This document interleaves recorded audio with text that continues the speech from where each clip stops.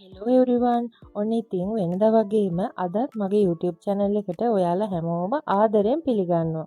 ඉතින් බීටර් එකක් නැති අයට උනත් oven එකක් නැති අයට උනත් හරිම ලේසියෙන් ඉක්මනින් ඕනම කෙනෙක්ට පහසුවෙන් හදාගන්න පුළුවන් chocolate brownie recipe එකක් තමයි මේක. ඉතින් අපි බලමු මේක හදාගන්නේ කොහොමද කියලා.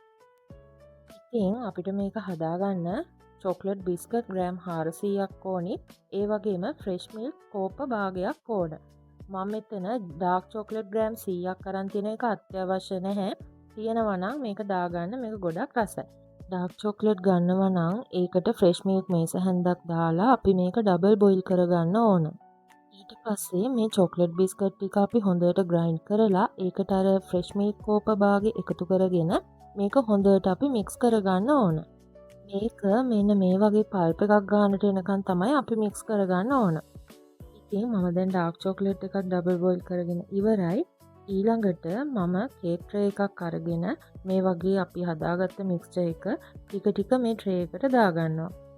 ඊට පස්සේ අපි මේක ස්පැචුලා එකක් අරගෙන මේක ට්‍රේ එකේ හොඳට මම මේ පෙන්නනවා වගේ මේක හරි ගානට එනකන් ස්මූත් කරන්න ඕන. ඊට පස්සේ අපි අර හදාගත්ත ඩාර්ක් චොක්ලට් එක මේක උඩින් දාගන්න තමයි තියෙන්නේ. ඉතින් මම ඒ වගේ ඩාර්ක් චොක්ලට් ටික ඔක්කොම මේක උඩට දාගන්නවා. ඊළඟට අපිට මෙන්න මේ වගේ තමයි එන්නේ. හැන්දකින් මේ වගේ අපි ගානට මේක ලෙවල් කරලා ඊට පස්සේ අපි මේක පොඩ්ඩක් ටැප් කරනවා. ඊළඟට අපිට මෙන්න මේ විදිහට තමයි බලා ගන්න පුළුවන්. අපි මේක පැයක් එළි වෙනකන් හරි පැය කීපයක් හරි ෆ්‍රීසර් එකේ දාලා ෆ්‍රීස් කරගන්න තමයි තියෙන්නේ. මේක නෝමල් ෆ්‍රීසර් එකේ දාන්න. ඊට පස්සේ ඔයාලට මේක මේ වගේ ලස්සන කෑලි වලට කපලා අමුත් එක්කෙනකොට වුණත් නැත්නම් ගෙදර තේ වෙලාවකට හරි මේක ඩෙසර්ට් එකක් විදිහට හරි ඔයාලට කන්න ගන්න පුළුවන්. මම මුලින් කිව්වා වගේ ගෙදර බීටර් එකක් නැතත් ඔයාලට oven එකක් නැතත් මේක හරිම ලේසියෙන් ඉක්මනින් හදා ගන්නත් පුළුවන්.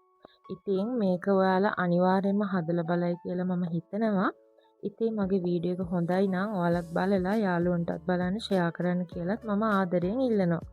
ඒ වගේම මගේ channel එක subscribe කරලා නැත්නම් subscribe කරන්න කියලාත් මම ආදරෙන් ඉල්ලනවා. ඉතින් එහෙනම් තවත් රසවත් වීඩියෝ එකකින් හම්බ වෙනකන් මම ගිහින් එන්නම්.